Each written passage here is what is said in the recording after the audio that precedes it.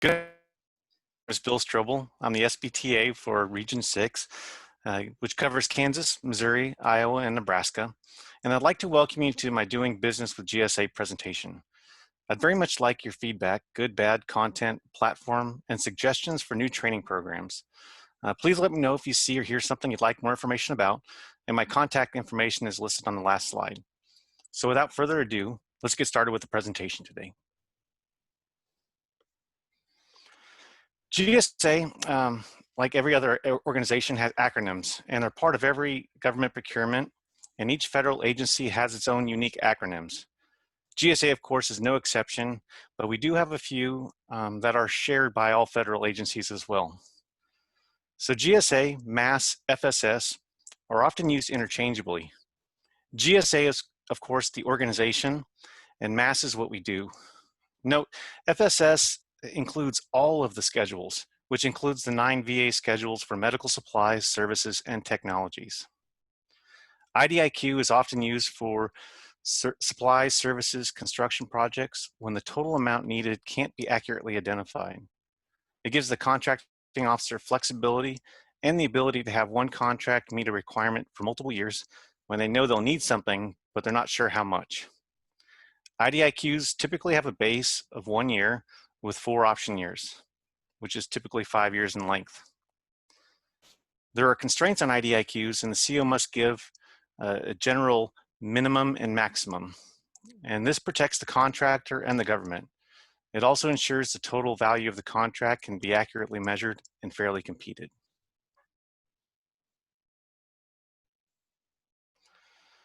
The Office of Small and Disadvantaged Business Utilization performs all of the services listed here in an effort to educate and assist small businesses looking to do business with GSA and the federal government. Additionally, we're mandated to provide assistance for specific issues that are experienced by small businesses during the contracting process. If you have a contracting issue as a small business, the small business professional at an agency is always a great place to start for assistance. OSBU offices, in my position here, is a statutory requirement implemented through Section 15K of the Small Business Act. As a small business technical advisor, I'm generally considered the middleman between you and the contracting officers. I'm also responsible for our overall assigned SBA goals. Additionally, I work with contracting officers to ensure each acquisition fully considers the Federal Acquisition Regulation, the FAR, the General Services Acquisition Regulations, the GSAR, and policies by reviewing contracting officers' market research, acquisition strategies, and their overall consideration of the small business program. The ultimate goal is to ensure contracting staff are in compliance with the regulations and that your concerns are addressed and answered. Market research results and contracting officers' lack of small business sources is an additional consideration for outreach and education events that we host. It helps us identify new small business sources that contracting staff may have missed during market research. Generally, the reason is a small business is small and they're missed is because they don't have a dedicated staff to those contracting opportunities. So our goal is to try to ensure your company is seen and given a chance to respond to sources sought notices and our solicitations. So as you navigate other federal agencies, I do recommend reaching out to small business offices first, as they generally have small business professionals like myself to help guide your company in marketing within their agencies.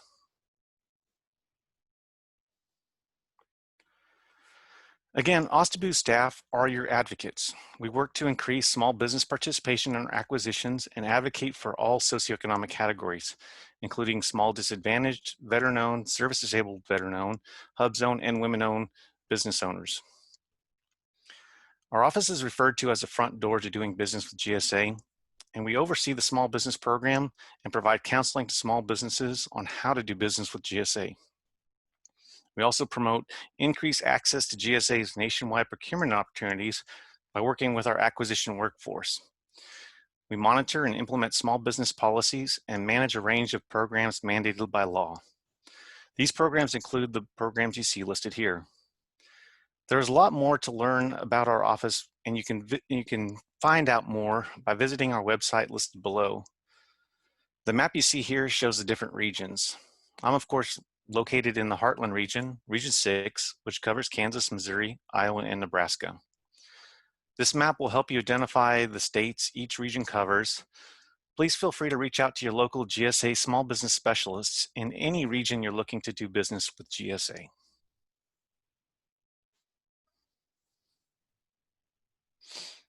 GSA provides workplaces by constructing, managing, and preserving government buildings, and by leasing and managing commercial real estate.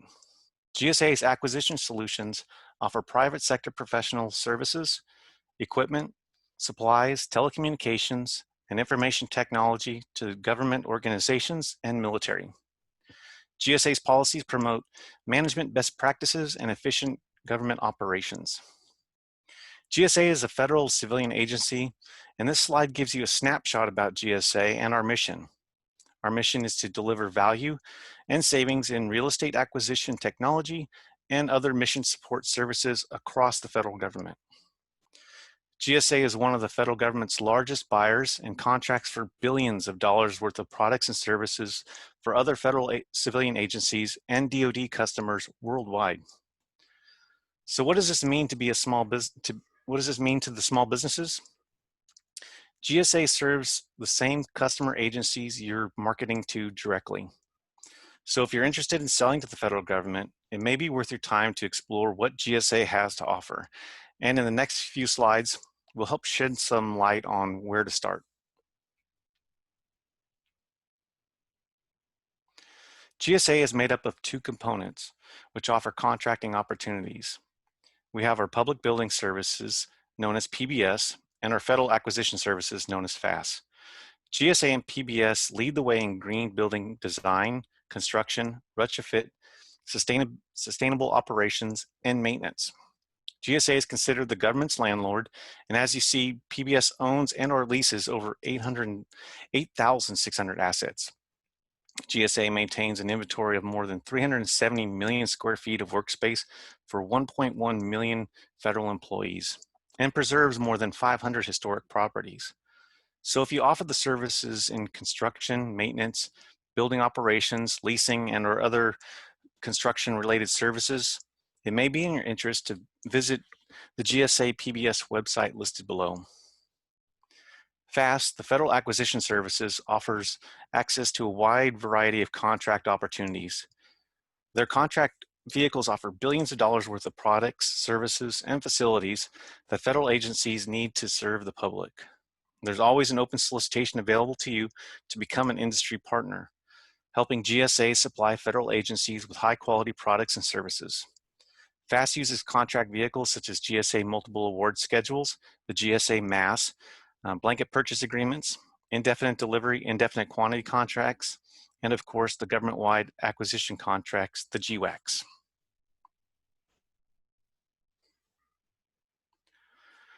Here's a short list of the products and services GSA procures through FAS and PBS. There's a lot more. Did you know GSA manages the largest non-tactical fleet in the United States? GSA has a commercial fleet of over 214,000 vehicles. One of the best websites to help you determine how to do business with GSA is listed below. This site will help you identify the various contract vehicles, products and services we buy, vendor support services, and other programs relevant to businesses who are interested in selling to the federal government. If you're still not sure where to start, you can reach out to me at the Office of Small and Disadvantaged Business Utilization, OSBU, and I'll get started helping you. Also, don't forget to use your Procurement Technical Assistance Center, the PTAC, as they provide help with responding to our solicitations, in addition to numerous other services at no cost or low cost. Next, we'll be discussing accessing federal contract opportunities. If you're looking for federal contract opportunities, you'll need to visit beta.sam.gov, which is the new Government Point of Entry, GPE, for federal agencies to post special notices such as events, pre-bid conferences, sources sought notices. You'll also find synopsis and solicitations as well. If you're new to beta.sam.gov website, please check out the Learning Center that's in that website. Beta.sam.gov is growing and consolidating numerous other legacy sites, so keep an eye on these upcoming changes. This website will go beyond contracting opportunities, and it'll benefit you to do some research on this site. I want to ensure you're familiar with both FCO and beta.sam.gov and the differences between the two.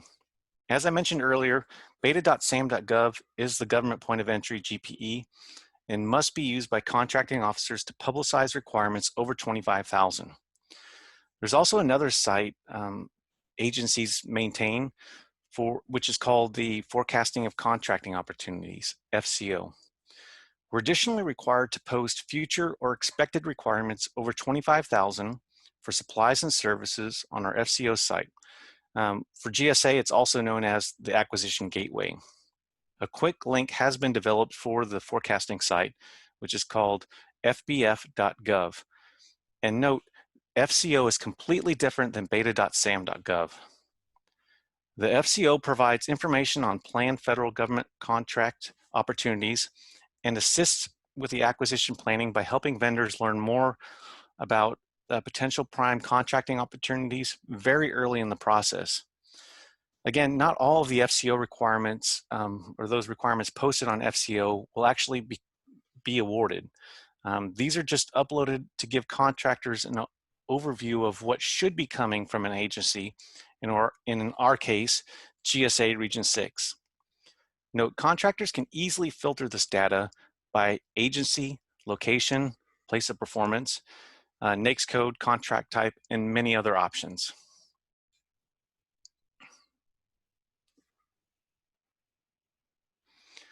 You may be more familiar with the term schedules, which is now called the GSA MAS and stands for Multiple Awards Schedule.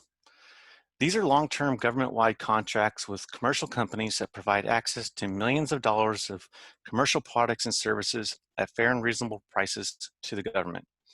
Schedules make buying easy and efficient and connects government buyers and industry partners. Here's another reason why it may be worth looking into obtaining a GSA MAS schedule. It generates over $40 billion in sales per year. Once you obtain a GSA MAS contract, you can market directly to our customer agencies, which include federal agencies, state, local government agencies, and other organizations. With all that said, we need industry partners like you who provide services and products to help us meet our mission, and there are potential opportunities in both subcontracting and prime contracting arena. So if you don't know where to start, or if you want to know more, please visit the GSA MAS Roadmap website listed below. If you're not sure, if you're not able to pursue a GSA MAS contract at this time, please visit www.gsa.gov/forbusiness. Now, this website will help you identify various contract vehicles, services, and products that we buy, various vendor support, and other programs relevant to businesses who are interested in selling to the federal government. If you are in any one of these industries listed here, you may want to start your research on pursuing a GSA MAS contract. The Veteran Affairs also has contract opportunities for companies in the medical industry. You can visit, or you can view a list of all the VA schedules by visiting our GSA e-library website. Website's posted below. You'll be able to access more information and do further research on GSA e-library.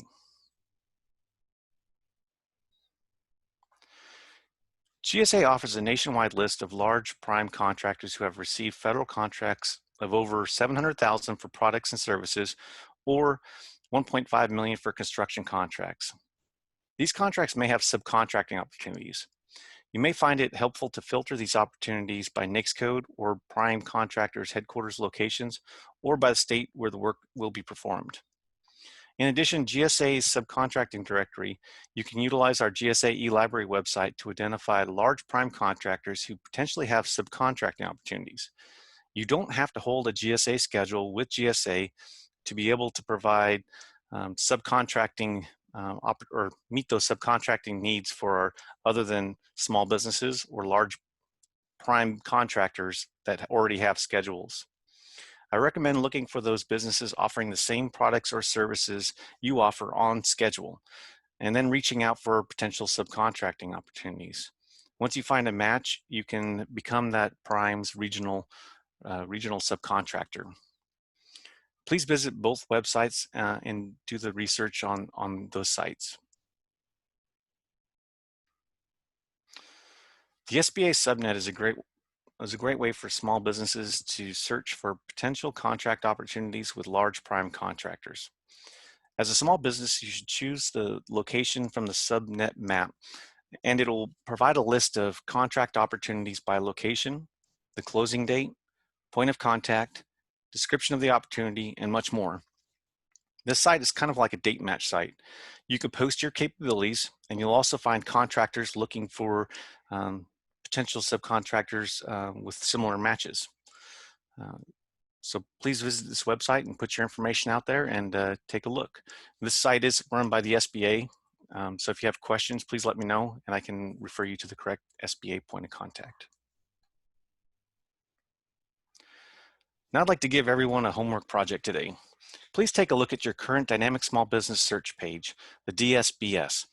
The DSBS site is essentially your free advertisement to the government and potential teaming partners.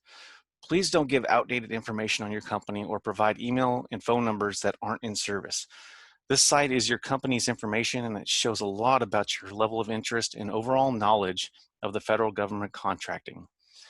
This site may be your first contact with a government agency, so we don't want to give a bad first impression. Update it and ensure it accurately reflects your current business. Updates are done through the SAM website, but if you need assistance in updating your DSBS, the PTAC can also assist. This data is pulled directly from SAM, so it could leave unpopulated fields. Make sure you check the data and it accurately reflects your company. Highlight your contact information, websites, email addresses, phone numbers, points of contact.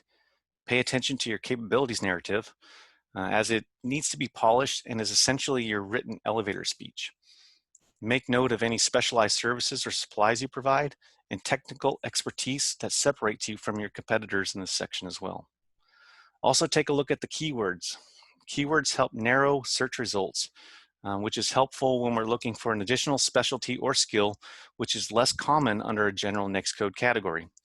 Make sure you update this section with your common industry keywords and those specialized keywords that differentiate you from your competitors. So this is a list of my small business counterparts from other local federal agencies within our region.